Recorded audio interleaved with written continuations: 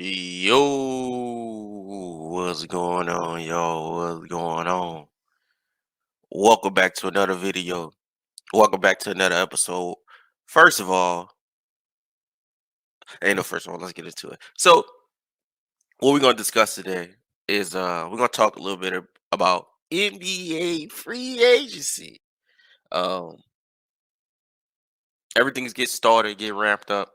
I believe at about 5 p.m. today, 4 5 p.m. today, depending on where you at. If you in Uzbekistan, nigga, you better stay up real late. So the main names in the in free agency right now, of course, number one is Dame Lillard.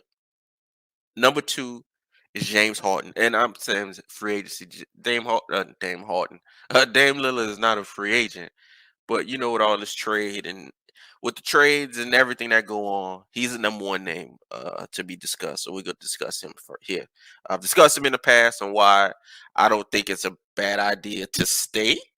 Um, but we'll get to it. James Harden, who opted in to his deal, um, which will guarantee his 35 million, and will also and he requested a trade according to Woj, which will also get an opportunity for Philly to get something back for him.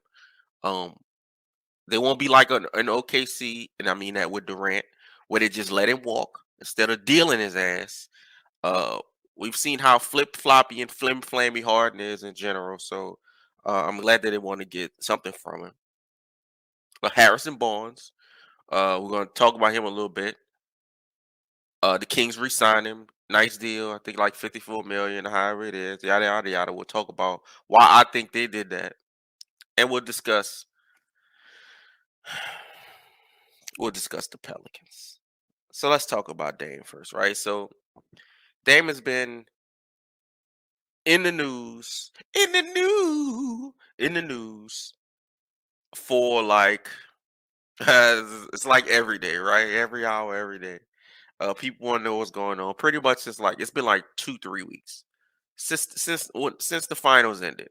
It's been a Dame thing, pretty much every single day. And I talked about this before, and this was based off his interviews, things that he's given out. It seems like Dame is playing. He's playing the game, right? He's openly saying things, but he's somewhat contradicting that at the same time. For instance, he said he don't want a youth movement around him, meaning, yo, give me some pieces right now. Let's compete right now because I assume you. They told him they will compete right now,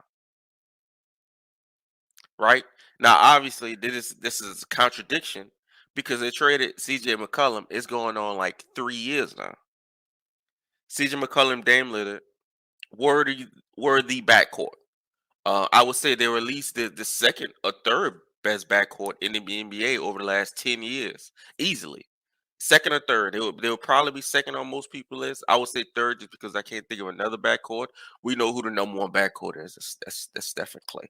I would say with number two. So what they did was they traded CJ, right? They did that a while ago, and they decided to keep Nurkic. That's the issue. This is where the problem starts, in my opinion. You keep the fucking backcourt. Duh. You keep the backcourt. Duh. You keep the backcourt. Right. So they got a new coach. They got rid of Terry Stouts. They brought in Chauncey Billups, who was brought in under just pure controversy, whether it was I believe like the former president or whatever was going on, his past or whatever went on with him. He was brought in with a lot of controversy. So it started off rocky. They were doing okay first 15 to 20 games. Then they started to settle in who they were, and then at the end, they decided to tank out. That tank out wound up getting them the number three pick. So fucking tank. Damon said in the past, again, this video I previous talk about this. I don't like saying two, three things at the same time. He don't want the youth movement, and he doesn't want to get traded because he has such a big contract. And this is why, if y'all remember, maybe last week a statement was put out by Chris Hayes, who seems to be his his puppet when it comes to, and I don't mean puppet in that disrespectful way, but it seems to be his voice, I'll say voice, when it comes to the media. They seem to be friends. They may be friends. If not, they seem to be cool enough for this to be going on, right? Um, Dame doesn't want to get traded around because of the $50 million contract. He may bounce from one team to another and another team to another. And if you think about Westbrook, Westbrook is a Hall of Fame player. Westbrook is a top 75 player of all time. Easily, we already know this. But getting paid $50 million and you go somewhere and it don't work, you the first nigga that gotta go. Again, let me say that. If you go to a team that is in constraints, cap wise, whatever, you the first nigga that gotta go. If it don't work, you the first person that gotta go. Even if it do work, you probably the first person that gotta go because these guys don't like paying luxury tax, etc., etc. You the first person that gotta go. So now we get Westbrook that was on one team for like 13 years. Not 13, probably like 10, 11. And then next thing you know, he's on five in the next six. It hampers your legacy. It disrupts your family. You're dropping fin. You're going from place to place to place. I understand that. I understand why Dame don't want to do that. We'll discuss Dame more as the time goes along because we don't know what's going on. First he's in, first he's out. Um, he's like, then a statement was put out, as I was getting to before, that hey, it don't need to be a top contender. Maybe it's a Midland team that wants to that maybe need a piece. Think of, let's say, Toronto. Toronto, to get rid of Van Fleet, they just really need a piece. Now, I don't know what Toronto will be able to trade in order to get Dame Lillard because I know Ujiri likes this piece. He's like the people who he drafted, who he traded for. Portal, Yaka Porter. They traded for who they may let go into free agency. Of course, Siakam. Um, Gary Trent Jr. re-signed.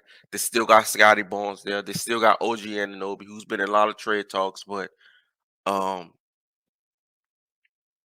I think Dame Lillard would fit perfect in Toronto. They just lost their point guard. They, Dame is definitely a level, 2 levels above Van Fleet. I'm not really sure where Van Fleet is. To me, Van Fleet is like a B or B plus point guard.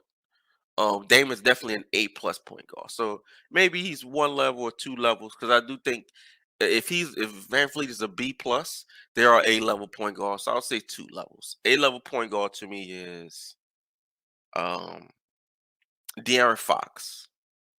He's A level. He's A level point guard right now. So we'll see how the Dame drama goes. We'll see how Toronto goes. We know they're aggressive. We know they want somebody. We know they've been in talks.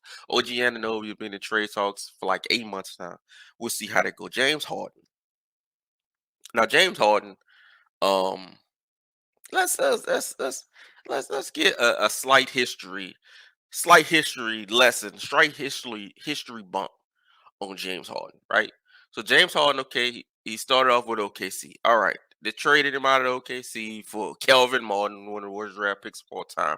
And every draft pick they got off of the James Harden trade was all bad draft picks. So it's a bad draft. Just like OKC, it don't matter how many draft picks you got. If you draft bad, it don't matter. That's why you trade the draft picks. Again, and actually, we can go back to Portland.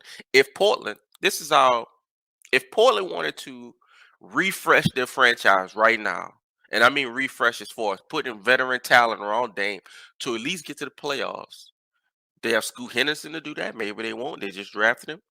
So they're probably, just a fresh commitment. They have Shaden Sharp they could make that with. Maybe they don't want. They have Anthony Simons they could deal with. Maybe they won't. Maybe they will. But at the end of the day, those are 3 guards. Plus, damn, you got 4 guards. And nobody play defense. So somebody gotta go anyway. Why not just trade 2 of them Get some veteran a point guard, veteran guards in. Use those two guys, Anthony Simons, maybe for some good role players or some draft picks. You can flip those draft picks. I don't know if you can trade a draft pick that you just got to flip for something else, a three-way trade. Hey, I'm gonna get a first rounder for you for Simons, and bam, I'm gonna use this first round. I'm gonna give it to you. You give me these three players, and bam, that's how we flip it, dividend, hibbiting, and squibbing. I don't know how that's gonna work, but Portland can do that. They can do that. How trash do you want to be? How long you want to be trash? If you want to be very trash for a while, just trade Dame. If you don't, you got other people to trade. I assume Dame wants to play with Jerami Grant. Sure, you can keep him, but you got a bunch of guards. Everybody need guards. You could do something with. Let's go to Harden. Harden. He goes to Houston. He has Dwight Howard. Didn't work out. It worked out bad. It goes from Dwight Howard to Chris Paul. Didn't work out. They were best friends. My best friend. Best friends. Ended up hating each other on the way out. Bring in Westbrook. Westbrook gets thrown under the bus. Westbrook went to Washington. Had a very good season for Washington. The last good season Washington had was with Westbrook there. Now and two and not $250 million motherfuckers. You better give me a good season. Um, so Westbrook goes out. Then Harden they trade Westbrook to Washington. They bring in John Wall. They bring in Boogie Cousins. Harden quits in the beginning of the season. Game 5 or 6. They don't even meet with the dudes. I remember DeMarcus Cousins be like, yo, we never even had a conversation. So bam, he jet out. He go to Brooklyn, right? They go to Brooklyn. Brooklyn gives up everything. Again, we discussed Brooklyn has made two of the three worst trades of all time. The first trade was the trade for Paul Pierce and Kevin Garnett because it did get him to the playoffs for like 1 year, maybe two. But those two picks ended up being Jason Tatum and Jalen Brown. I'm not saying that's who they was going to draft, but that's who the fucking picks turned out to be. It's a terrible trade. Then the second one is this one right here. Bringing in Kyrie, bringing in Durant, giving up everything for Harden. Harden was there like a year and a half. I've never seen a nigga get begged to leave, get traded to the team he wants to go to with his friends, and is gone in a year. And he goes to Philly. He goes to Philly. He's with Embiid. So this dude done played with Dwight Howard, Chris Paul, Westbrook, Kevin Durant twice, Kyrie Irving, Joel Embiid, and at the result of that is a choking at the end of it. So he opts in with the Philly just to get a trade. We don't know where he's going to go. The Clippers and the Knicks. The Knicks. I don't know what the Knicks are doing, but I don't know how Harden and Brunson's going to play together. Maybe Brunson will probably get more shots, more touches, but Brunson, I don't know if y'all know this. Brunson is a clutch performer when it comes to the playoff. Let me say this once, I'll say it twice. Brunson, just like Jamal Murray, them froze turn blue when the playoffs start. Harden's his hair stayed the same. Let me say it again. Brunson and Jamal Murray, they froze turn blue when the playoff starts. It don't happen to Julius Randle. It don't happen to James Harden. So how that dynamic will work, I don't know. Clippers. This version of James Harden is not the same version of James Harden in Houston. I'll blame the injuries. I won't blame conditioning because these guys they play how they play. I, I'll blame the injuries. He's had hamstring injuries. It seems like constantly from maybe his last season in Houston throughout Brooklyn, and he dealt with it in Philly. So you different with a totally different version. So the Clippers again, I don't know what they have to trade besides draft picks or Terrence Mann. Maybe throwing off Marcus Morris. But two things you cannot do, three things you cannot do. Number one, the first thing is not trade for James Harden. The one thing you can't do is trade for James Harden when you have Paul George and when you have Kawhi Leonard. That is two of three unreliable people in the playoffs, James Harden and Paul George, and that is three unreliable people in general. They don't play. And Harden, when he play, a lot of times he's not playing. The second thing you can't do is trade more draft picks. Is that second or the third? I think that's the third. That might count as the third. The third thing you can't do is trade more draft picks. You already did. You already gave up a first all team player in Shea Gilgeous-Alexander without even giving him a chance. He played good the first year, offensively and defensively. He played good the first year. So you traded him without even getting a chance. And you did that because Kawhi said, I'm only gonna come if you bring. He could have waited. They could have waited. Didn't do that. Doing the same thing for James Harden. Trading 4 draft picks again. And Terrence Mann, who's the one young player that has promised. Everybody else, I don't even know who the roster is. Nick Batum, who is even on the roster? Reggie Jackson, he even gone. Eric Gordon, he's trash, but even he gone. I don't know if Westbrook gonna still be there. What the hell going on with Westbrook? I ain't even talk about Westbrook. We're gonna talk about what the hell's up with Westbrook. Where the hell is Westbrook? Let's move on. Clippers pissed me off. Harrison Barnes. We're gonna keep it short to Harris Barnes. I understand the Kings have gotten themselves in a position they've been trying to get for 20 years, and that's to the fucking playoffs. So re-signing and keeping of your veteran presence, I assume Harrison Barnes is an integral part of the growth and the maturity and maybe some camaraderie inside the locker room. I think that's why you pay him. That's why you keep him. Yeah, he didn't hit the shot. Yeah, he can be a little, whatever, whatever.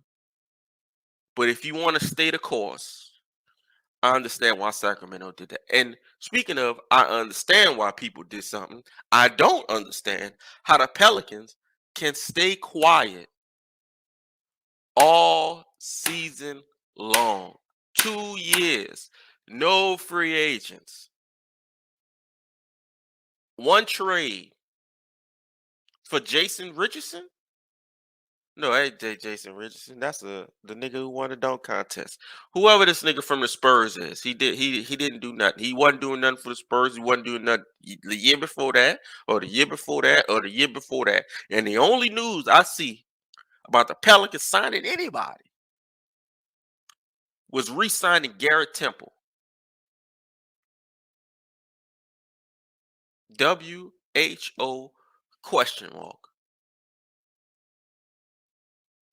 David Griffin. Are you gonna be a fucking GM? Are you gonna be a president of basketball? Or you just gonna fucking sit around and wait for Zion or Ingram to get healthy one day? It's been 4 years. It's been 4 years. Make a fucking move. Do something. How good is this team and we're actually healthy? It's been 4 years. You don't know because it will never happen. It's the same thing that's going on with the Clippers, but with a lot less prestige. At least when Kawhi's in, bruh, when Kawhi's playing, we know what the deal is. It's a W. I don't care who else on the court. When Kawhi's playing, it's a W. These niggas done beat the Lakers. Look, I don't like the Lakers. I hate the Lakers. These niggas have been beating the brakes off the Lakers for 4 5 years. Bruh, nobody has ever dominated LeBron. I'm not even the Lakers, not even AD. LeBron is losing to these niggas for like 4 years. Just look, that is unprecedented. Ask Toronto how unprecedented that is. Ask Atlanta Hawks how unprecedented that is. For LeBron to lose to a nigga for 4 years straight. It ain't the playoffs. They didn't get a chance to meet in the playoffs. The regular season is good enough for me because the matchup is the matchup. They are rivals. And the Clippers beating the Lakers is, historically, what the fuck? It doesn't happen. So Kawhi is the difference in all of that. Paul George, to a good extent, I don't want to leave Paul George out. I think he's a fantastic player. I think he should leave podcasts alone. Let real niggas deal with it, nigga. You making 50 million, nigga. Go sit down somewhere. Playoffs come, it's a different thing. But regular season, Paul George and Kawhi together, when healthy, are elite. Again, when is that a fucking thing? So I got Zion and I got Ingram. And you got Paul George, you got Kawhi. These are two different tiers, yet the teams are doing the exact same thing. Two loser ass franchises. Thank y'all for watching the video. I'm pissed off early in the morning. Like, subscribe, leave a comment, tell me what you think. What the hell Dame Lillard going? What the hell is Harden going? Harden going to Clippers. That's gonna piss me off because it's gonna be too funny. Can the Pelicans do anything? Do do the 76ers want Ingram? Do the 76ers want Zion? I'll take anybody. Somebody give me a superstar. I fucking hate Harden. Put him in New Orleans. That nigga be here. We have 2 300 pounders. Just bring in anybody. I'm fine with anybody. Just make a move. Holla at your boy, man. God damn.